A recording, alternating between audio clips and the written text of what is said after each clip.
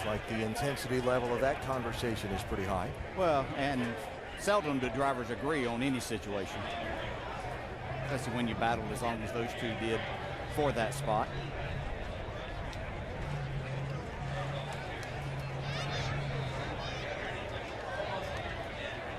Down to victory lane now. Catching up with Jimmie Johnson now, and an awful lot happened today. And first off, we're going to start with that conversation you just had with Ryan Newman. What was that about? It's just normal Ryan Newman stuff. I mean, anybody that's watched the sport long enough or has been in a race car out there understands the frustration that comes along with racing Ryan, and just normal Ryan stuff. So, I don't want to take away anything from what this awesome race team did. Granted, we put ourselves in a bad position with a shift lever falling off, or breaking off, I should say, and was able to rally back and get ourselves a good finish. So, unfortunate we didn't get any further up in the field, but still salvaged a lot today.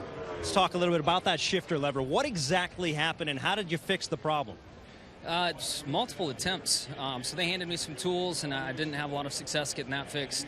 They had some contraption with the vice grip to try to figure that out, and it fell off before I even got back to pit in under caution. So once I could get the wire tie busted and get the boot down, I could see what was wrong, and we were able to kind of adjust from there. And Ron Malik dove in the right side window and got it sorted out.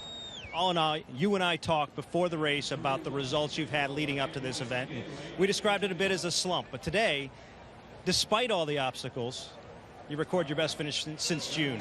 What's that mean to you? Yeah, we still have these obstacles to get through, and that's the thing we got to figure out within the next few weeks. You know, the clock's ticking, and we're running out of time on that front. But we have fast race cars, and I keep saying it, and we show it during the race, but the results haven't been there. And eighth is a good recovery from today, but it's certainly not where we want to be. Nice run. Thanks. Appreciate Jimmie Johnson's first top 10 since June. Ninth place finish for Jimmie. Montoya is upset. Harvick is not a guy you want to mess with. Both batteries. What are you doing? Watch this. Oh, here we go.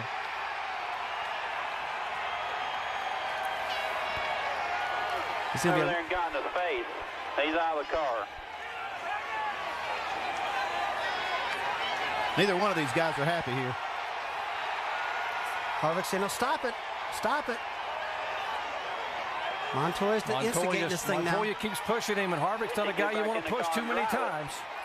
Well, to be fair, Harvick is the one that walked over to Montoya. Jeff Burton, Harvick's teammate, gets out of the car, helmet off, trying to get his teammate. Two fiery drivers in 2007 were Juan Pablo Montoya and Kevin Harvick, and when they got together at Watkins Glen, tempers boiled over as Harvick and Montoya went face-to-face and fist-to-fist during the red flag at Watkins Glen after they both crashed into each other. Even Jeff Burton had to pull Kevin Harvick away, who he was teammates with at the time. This is how it typically gets every week. Every week. I hate my job. What the does he want? When you ran out of the pit, you almost ran some of them over there all wanting to whoop you. You got to start at the back with it too soon. It's a run to go yet! They want you to drop harder to the back. I am in there! I'm in there! Always behind me! I'm down! Oh man, cool down. Let's then get some points here.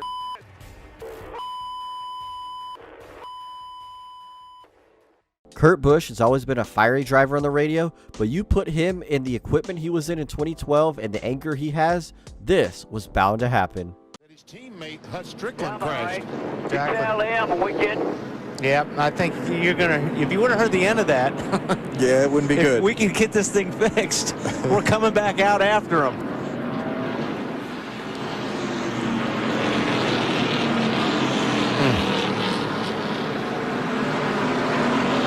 One of the hardest places I've ever hit in Martinsville. Lost my brace going into 3. All those half-mile racetrack, you crash hard. He didn't even take the helmet off to get out of the car. Oh, he's mad. Yep. And he's looking for who did it. Here, I'll talk to the 22 guy up here. That was Ty Norris, Dale Earnhardt Jr.'s car. I tried to get out of it. He kind of, was abrupt on his entrance. Didn't give me much time. I mean, if he's going to cut me off, then not, give me a little bit of time to get out of the gas, or he's going to get the front out.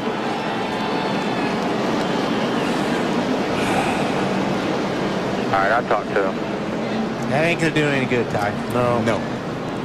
The emotions are running very, very high right now. I'd talk to him maybe next Friday. Yeah, at Darlington.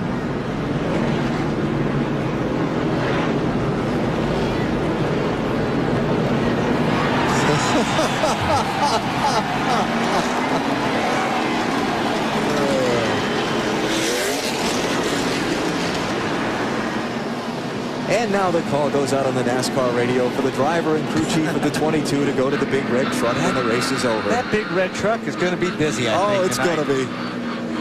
All right, let's see if we can see what happened and why Ward is so upset. On board with Dale Earnhardt Jr. Come off turn 2, start down the backstretch. Jr. gets a run. He thinks he has enough, but just barely makes contact with Ward.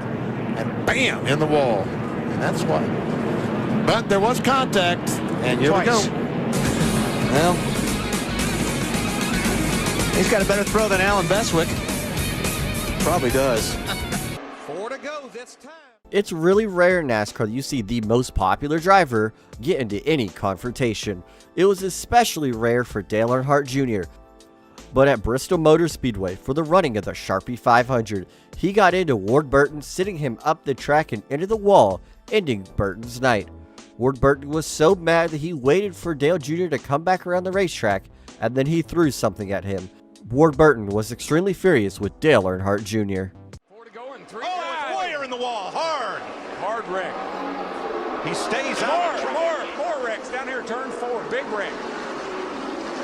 Harvick in trouble. Keep going.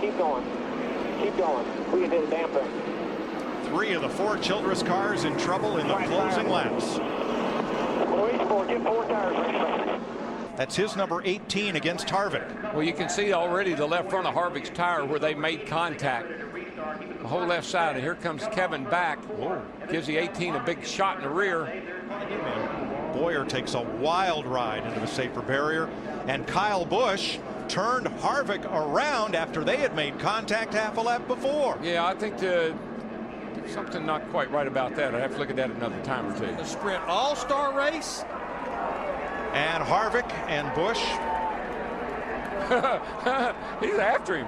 Yeah, this has just started now. Kyle says, I know how you gotta this ain't gonna happen too good. There was a pass, there was contact, and then as Boyer went into the fence, Kyle Busch came and turned Kevin Harvick around. We know Harvick is he plays rough, especially when the race is over with. I've seen him climb over people's cars to get to him. We've got cars overheated, we've got drivers overheated. And we got wrecked cars. And Bobby Labonte crashed on the final lap. Harvick looking in his mirror. Shuts the switches off. Something's going to have to give here, boys.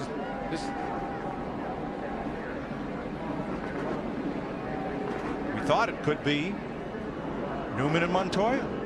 Turns out it's Harvick and Busch.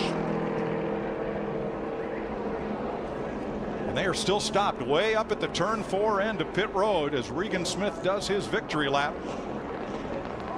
And Harvick's going to put the steering wheel back on. I think Harvick was getting ready to hop out of that thing. I think somebody must have gotten to him. No, nope, wheels off again. Here it comes. He says, okay, this is enough. I'm going back here and we're going to have a little talk. And there goes his car. That car just took off. Kyle Busch and Kevin Harvick got together on the racetrack, and it boiled over until after the race on pit road, when Kevin Harvick was so mad at Kyle Busch, he chased him into pit road, and Busch even tried to avoid him by driving back up on the racetrack. Harvick and Busch both ended up back on pit road, and then Harvick's car went into the pit road wall as he got out of the race car because Busch pushed it. Holy smoke. I want to see the replay before I say anything stupid, but he might need to take some Adderall for that one. But all in all, a great day for our Click and Close Chevrolet Camaro Z01 team. Just an incredible experience for me to be able to be here for my first. What do you see in here? He says I cut his tire down. Looks like the same movie he pulled on Blaney at Martinsville, but hey, we edged them out, we beat them, so it's all good. But hey, we're Daytona 500, and put that aside. My nerves are shot up right now. The king comes in all mad at me and says, after all I've told you, what was the first rule that I told you to do? And I'm like, I don't know, I lost my breath. And he says, don't wreck the car, and we... It's really funny to see this interview now because Bubba Wallace now drives for Denny Hamlin, but at the time he was very furious with Hamlin, and honestly rightfully so. Hamlin squeezed him all the way into the wall for a second place position without even giving him a chance to race him. I just told him, it was kind of a chicken shit move that he did there at the end. We're racing for the freaking win at Bristol. We're 3 wide in the middle, and he throws a temper tantrum like I was just trying to get the lead and racing hard. And then he pulls up in front of me and just sits there until I lose the whole lead. So, just hate it for our Subway Ford Mustang team. To be able to lose a race like that. I watched him let the 24 go by, and then anytime you run into him, it's a problem. So they can boo all they want. I don't care. How much of this is compounded by the fact that you were so close to winning and to have it slip away, but then also what happened when he went by you again? Yeah, well, I lost so much there, and then when I got behind the car, I kept getting tied off the corner, and I couldn't run my line. So, God damn, I'm ready to rip somebody's freaking head off.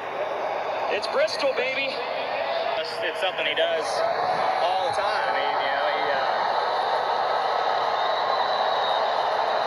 He runs into your left side constantly at other tracks, and sometimes it does cut down your left side.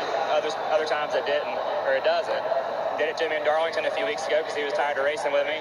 And whether he did it on purpose, it doesn't matter. At some point you got to draw the line. So I don't care who he is or how long he's been doing it. I'm gonna stand up for myself and my team, and we'll go on down the road.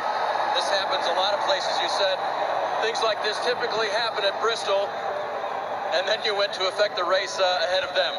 I just ran my line, and I'm super happy for Kyle, man. He's had a heck of a year.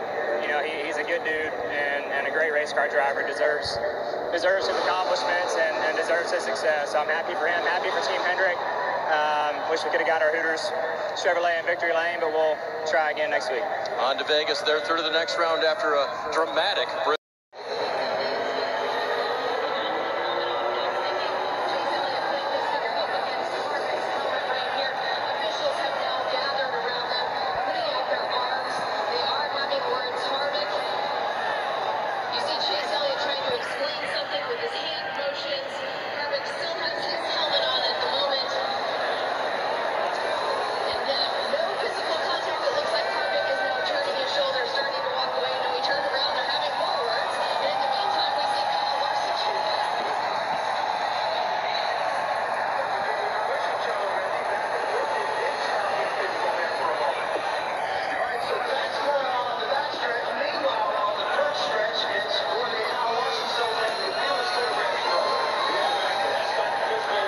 Emotions at Bristol flaring up here. As you can see, Harvick is getting more and more agitated.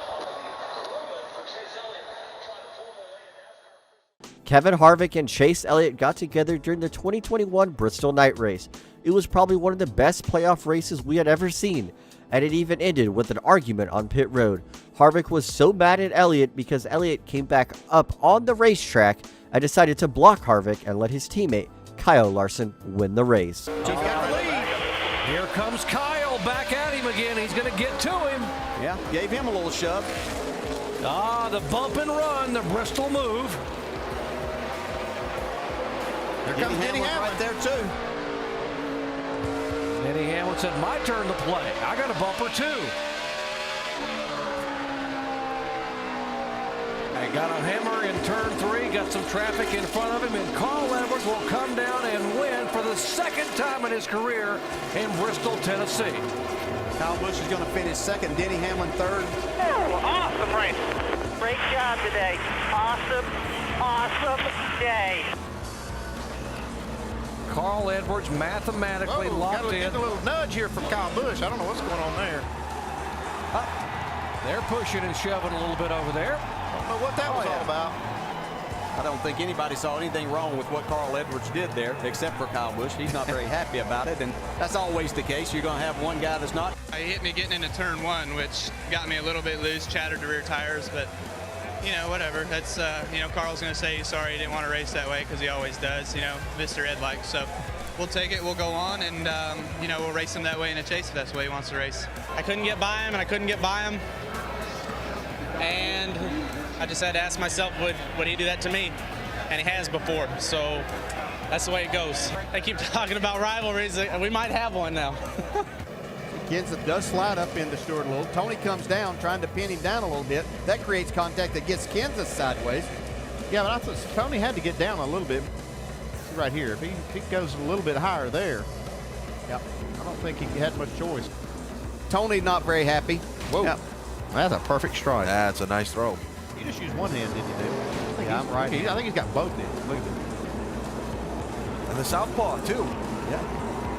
Bristol has always had some hot tempers, and these two clips of Kyle Busch, Carl Edwards, Matt Kenseth, and Tony Stewart don't shy away from it. Edwards and Busch got into each other after the race when Edwards turned Busch around, and Tony Stewart was so upset with Matt Kenseth, he threw his helmet at him. Whoa, little bump on the by the Biff, the back of the number 29. Yeah, look at him run up. Look at the 29 run up and run into Biff right there. He didn't like that at all. These guys are having words. I wish that tent wasn't there. Yeah, I think we got a problem. Get it in there. Get it in there. Pulling in, and Kevin Harvick was pulling in, and here we see Greg Biffle now walking up to Kevin Harvick, the 29 crew members. Kevin Harvick has now walked up to Biffle. Crew members have centered around them. NASCAR officials now trying to break up the fight. You see Greg Biffle having words with Kevin Harvick. It's very loud down here, but he got into his ear. Everybody's pointing fingers, and it's drawn a lot of media attention, as you can imagine. It actually looks like Greg and Kevin's trying to have a conversation about it, though, actually. And here's what started it. Number 16 gets in the back of the number 29, and Larry, you had put the it made the point that Kevin Harvick had just gotten back out on the racetrack and probably hadn't got hooked up enough yet. Kevin did not like the 16 getting in the back of him, and then it all happened in the garage afterwards. Kevin Harvick has always been one of those drivers to show his displeasure and his frustration. But you know who was another one just like Kevin Harvick? Greg Biffle. And when both of them got into each other at Martinsville during a practice session, tempers boiled over like none before. Never have I seen two drivers in a practice session go at it like it was the end of a race. Pays off. Look at this. Busch are mad at Reddick.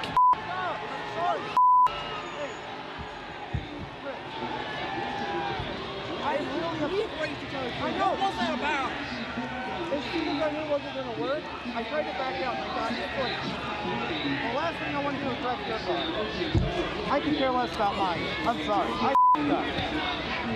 f***ed up. It doesn't work for me. We don't have that sticker on the door right now. Huh? We need to be better. I don't have that sticker on my door. This means more. We need you to be better. We've raced each other just fine for so long. Continuing off at Tyler Reddick, it was at Darlington during the 2024 season when he got into Chris Buescher, ultimately cutting his own tire down and Buescher's, costing both of them a win. Buescher desperately needed this win to help him be able to make the playoffs. Buescher and Reddick battled hard, but ultimately neither one of them won out, and Buescher, after the race, walked over to Tyler Reddick's car and had a shouting match with him, showing how upset he was. Care Center, Jimmy, Robbie is saying on his radio that you missed a shift. What happened? Just like every form of racing he's ever been in, it's always somebody else's fault. He had me turn sideways before we even took the green. I didn't even have a chance to grab a gear. He was beating my bumper cover off me coming to the green because he wanted to restart in front of me. I'm trying to get my lap back as well, so he's just crying up a river like he always does. It's a shame. We got a chance to win the championship and we get spun out before we even take the green on a restart. It's wrong. You can see the frustrations running high down here in the garage area, guys. Just as we come back to Chicagoland, that's the race leader, Casey Kane. He took fuel only on the restart, and he's got company in the big pile. Junior, the 8 car has crashed. Dave Blaney, John Andretti was involved. 4 tires, no tires, 2 tires. And Jeff Burton, the 99 car. You think somebody spun their tires on a restart? No, because Tony Stewart jumped up on the outside of Sterling Marlin and passed him on the restart. Tony gets on the outside of the 40. I think when he goes up on the outside of the 9, or wait a minute, we'll see. But you know what caused that? You got a guy that's not on new tires. Wow. BP, there's a big fight in the 20 pit. Tommy Baldwin, a number of the Dodge guys came down to talk to the 20 crew members. NASCAR officials do have Tommy Baldwin. They are trying to break this up. Huge altercation down here in the 20 pit, guys. Man. Here's my point on this deal, guys. When some guys take tires, some guys don't take tires. If you don't have new tires, you can't go into turn one as hard as the guy that's got new tires. So Kasey Kahne went into the corner, but he couldn't charge the corner like Tony Stewart, who had the new tires. Ever see Tommy Baldwin, the crew chief on the right, the light-haired fellow, the dark-haired fellow, Jim Pullman, the car chief. And it may not be over yet. No, doesn't look like it. 20 pit to voice his frustrations with Greg Zipadelli over what happened on the racetrack. And from there, they all ended up in a pile. And believe me, Tommy Baldwin's no wuss either. No. Well, I can tell you one thing for certain, Matt. Well, now it's just cleanup here in the 20 pit as NASCAR officials have already talked to J.D. Gibbs and Greg Zipadelli, Jimmy Makar. Now what the 20 team will do now, they're going to go through their pit, clean things up, make sure they have the tires in the right position, make sure everything in their pit that they need to service the race car, which was knocked over and moved around during that scuffle, is okay and back in place for the next time Tony Stewart hits pit road. I can tell you one thing for certain. There will be some fines and/or suspensions and/or whatever coming out of that. Tony Stewart is one of the most aggressive drivers ever in the NASCAR Cup Series. No matter who you were going to have to go through smoke, and he was not going to lay over for you. And this is exactly what happened to Kasey Kahne at Chicagoland. Kahne was hunting for his first ever win in the NASCAR Cup Series, and Tony Stewart blatantly ran him over on the restart, ending Kahne's day in a heartbeat. There was a huge brawl on pit road mid-race when Kahne's pit crew went over to talk to Tony Stewart's pit crew. This is still one of the most successful punches ever landed and thrown out of any NASCAR Cup Series driver, and it's a forgotten one by many fans. Marcus Ambrose laid a haymaker on Casey Mears at Richmond in 2014. Kyle Busch has always been one of those drivers to show how disappointed or frustrated he is with another competitor. But he also voices his displeasure with NASCAR. During the 2021 New Hampshire race, rain started to pour on the racetrack and Busch ultimately spun out and hit the wall. NASCAR never threw the caution for rain and essentially ending Busch's day. He was so upset he hit the back of the pace car, and you could just tell in his interview he was upset. Oh, we got a car on the wall. That's two cars. True, it's raining. Raining in turn one. It all of a sudden just started raining really quickly in turn one. Bunch of the leaders had trouble. Bunch of the guys up front. Heavy damage to the 18. I'm not sure this is even repairable, and where they're at currently with multiple wins on the season, I'm just not sure, you know, the value. Oh, he's got the window net down, pushing the pace car. I don't believe I would do that. Yeah, I wouldn't either. It's definitely going to draw the attention of NASCAR there.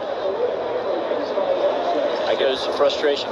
Started why this started, but look at the lack of grip. Yeah, everybody in the corner, way up the track. More cars back here with contact. It's actually picked up, and Kyle Busch kind of surveying the damage. Wow, where do you start with that one, Kyle? And I think a number of drivers had reported in rain. You as a leader, had you reported in rain? Yeah, we started the race under a mist. And so, yeah, I mean, it never should have went green to begin with. But then it kept getting worse and worse with lap. And the lap before, I went into one and it shoved the nose really bad. And I was able to keep it under control. It wasn't wet enough. And then the next time I went down there, hell, I lifted at the flag stand. Maybe a little past the flag stand. Don't get too dramatic. And just backed it in. I mean, we've been talking about it for 2 laps and it was raining.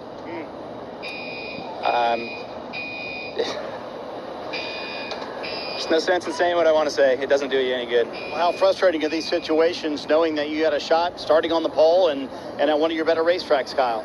I mean, we're done. We're going home. It's over. You know, there's no fixing that thing. Is there a way to improve communication maybe so the tower can hear quicker maybe? That's going to get me in. Coming to the white. It's the last lap. Oh, He hit it. Oh, into the wall. Logano goes by. Wow. White flag. Do you One think lap that to was a go. bump and Sponsored run? by Credit One Bank. Wow. Inside. Carl Edwards, can he make it stick on the outside? Brad thought he had the best car all night. Took the inside line on the restart. This is going to be down to the wire. Oh, they touched. He spun out. Carl gets into Keselowski. Carl Edwards will win. That's it. Checker flag. Superstar, man. You are the man. He deserves it. Good job. At least if you're going to try to wreck your opponent to win a race, at least make it look like an accident. Well, Carl Edwards turned a hard left into Brad Keselowski's right rear quarter panel, sending him head-on into the wall, causing a massive accident. Edwards, in his post-race interview, was not really sorry for the huge accident he caused and the accident that took out Brad Keselowski to win that race. Edwards and Keselowski had a feud going on in this time, so it was understandable from Edwards' perspective. If you accidentally or intentionally wreck your opponent to win a race, at least win the race. Well, Chase Elliott failed miserably on this. He decided to go side by side with Ryan Blaney in the final chicane, making contact, spinning Blaney into the wall. Elliott had the lead for just a little bit, but he didn't have enough speed and momentum off the final corner to take the checkered flag. Kyle Busch ultimately passed him, and Rowdy Busch took home the victory that day. He's sideways, but he lurches out front. The white flag one more time around. Jones gets tagged by the 54. Hold on. Ty Gibbs out front. Jones around. Caution comes out. I definitely didn't want to wreck him, but I wanted to get him out of the groove. I felt like we lost earlier the spring race just in the same way, but I'm just pumped to get this win, and it's so awesome, especially a track I feel like I've been coming to forever. I ran late models here, and it's just been, it's super cool to win here. I would say in the history of the NASCAR Xfinity Series, this one move is the biggest frowned upon moment in its history. Ty Gibbs, who was already locked into the championship 4, wrecked his teammate who needed to win to lock in a spot in the final 4. Ty Gibbs wrecked his teammate Brandon Jones entering turn 1 on the last lap at Martinsville, and that moment right there, he became the villain. Kyle Larson, and he's with Kim. Yeah, we saw that aggressive racing between the 11 of Denny Hamlin and you. Assess what happened. Was there somebody in the right and somebody in the wrong? Well, first off, just really proud of my team to even get us in position to race for a win. I mean, we got spun early, and car wasn't the same after that, but they played the strategy really well to get us up there. So just unfortunate, but I've been cost a lot of good finishes by him throughout my career, and I know he says I race a certain way, but I don't think I've ever had to apologize to him about anything. So not that I'm sure he's going to say sorry after this, but is what it is. So whatever, just move on, try to go to, I don't even know where we're at next week, Richmond, I think, and I guess we won there earlier this year, so trying to get a good run in. But you know, thanks to the crowd here in Pennsylvania, I got a lot of support here in PA, so always love coming here. You and Denny are friends off the racetrack. Do you have an inclination to reach out to him, or just kind of wait and see? I know you said you don't think he'll apologize. No, I mean, it is what it is. Like, yeah, we're friends. Yes, this makes things shitty and awkward, but you know, whatever. You know, he's always right. All the buddies know Denny's always right. So I'm sure he was in the right there as well. But you know, it is what it is. I'm not going to let it, you know, tarnish a friendship on track. But I am pissed. So and I feel like I should be pissed. But I'm sure tune into Action's detrimental. He'll have a long clip about it. Do you race him differently on track then? I think at this point I have to, right? Like I said, I've never had to apologize to him about anything I've done on the racetrack. I can count 4 or 5 times where he's had to reach out to me to be like, oh man, sorry, I put you in a bad spot there or whatever. And so eventually, like he says, you got to start racing people a certain way to get the respect back. So, I mean, he pulled the same move on Ross last year, which Ross probably deserved it, right? With all the stuff that he's done to Denny in his career. Again, I haven't done that to Denny, so I don't think I deserve to be, run into before I ever got to the wall. So just it is what it is. I'm going to go race a sprint car on Tuesday night. I'm going to forget about it here in a few hours. And that's the best medicine for a tough result. So look forward to getting the 57 sprint car on Tuesday at Grandview. And well, Tony Stewart is making his 9th chase appearance in his Sprint Cup career. Tony, where's your confidence level in your team as you look towards the next 10 races? Well, just for history's sake, I want to say that I'm wasting a spot in the chase like I did in 2011, and that worked out all right, so maybe I'll stick with that. But, honestly, I think because of how I felt then and how it started out the first 2 weeks, winning the first 2 races, I don't think that my feelings really matter at this point. I think what matters is getting there on Friday next week and getting started and seeing what the car does and seeing where we shake out at the end of week 1. So, it's important to get a good start to it, but it's not going to devastate you if you have a bad weekend in week 1. I want to talk about this race for a quick moment. Ryan Newman a little bit frustrated. What's your response to that, and what happened from your perspective? I expect him to be frustrated. I mean, this was an important race, and he had 26 weeks to get himself in the chase, and he was in a pressure situation going into here, and I had nothing to do with the first 25 weeks that put him in a pressure situation. But I'm all right with getting run into once or twice, but third time is a charm, and that's when I'd had enough of it. And I run him down the backstretch, and I wrecked myself doing it. So it wasn't like I wrecked him and didn't wreck myself. I took myself out of it by doing that. But I think for 370 some odd laps of getting run into by different guys, I held my cool pretty good. So he doesn't seem to think so, but I'm not really sure that I'm going to lose a lot of sleep over his opinion tonight. Thank you, Tony. See Hamlin coming up, start-finish line, is going to make a move. Going to turn underneath Austin, right in the middle corner. Austin gets up the racetrack just a little bit, gets tight right there. It looks like a loose, actually. The 20 of Denny Hamlin drives underneath him. We've seen this picture before. Now he's in a tough spot. The only spot he can take, but getting into the corner right here is really tough. See the back of the car roll around. Gets up in the outside of the 33. Moved that 33 up the racetrack and took the lead away from him. Here was something that the 33 team had to say on the radio just moments ago. Get to it today. You always want the ball. If you don't get to him today, well, you'll him tomorrow. All right. Yeah, good racing or something else, Austin? That wasn't good racing. I hadn't raced him all day. He was nervous or something. Got to get back around me. Just moved me up the track. He never wanted to race side by side for a lap with anybody. He wrecked his teammate at the beginning of the race. It's all good. We got plenty of races left. It'll happen again to him. And you talked about tomorrow. What would you like to see in the form of repayment? I don't know. I'm not going to talk about it. He won't be ready. Well, he jumped the restart for one. You got. I'm the control car, but that's fine. And eventually, I was going to get back around him anyway. But same thing. I was a fender ahead, and he drove in there knowing that he was going to have to hold me low to hold the position, and I just washed up into him. But that's 2 guys on a short track race for a win. He spoke after the race. It sounded like he did not agree with it, didn't think it was clean racing, and stopped short of vowing payback, but it sounded like there may be that coming. We both got race cars.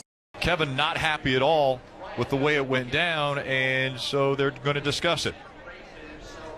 And maybe a little more than discussion. You see this sport's full of emotions. Kevin Harvick feels like he was done wrong, and he wants to express his displeasure with Jimmie. These two worked really closely together, making their cars faster, but you can see Kevin's not happy with Jimmie. That's what the playoffs do. Kevin Harvick wants to win a championship. He came here with a car that he thought he could win the championship. He said in his interview he felt he stayed his ground. Jimmie Johnson felt like he needed to come up. They obviously disagreed about what happened on the racetrack. Looked like they planned to talk it out. Kevin was not in the mood to talk, and you have to ask, Stewart Haas Racing and Hendrick Motorsports have that alliance. What will this do to that alliance? Will this make the tension between the two companies moving through the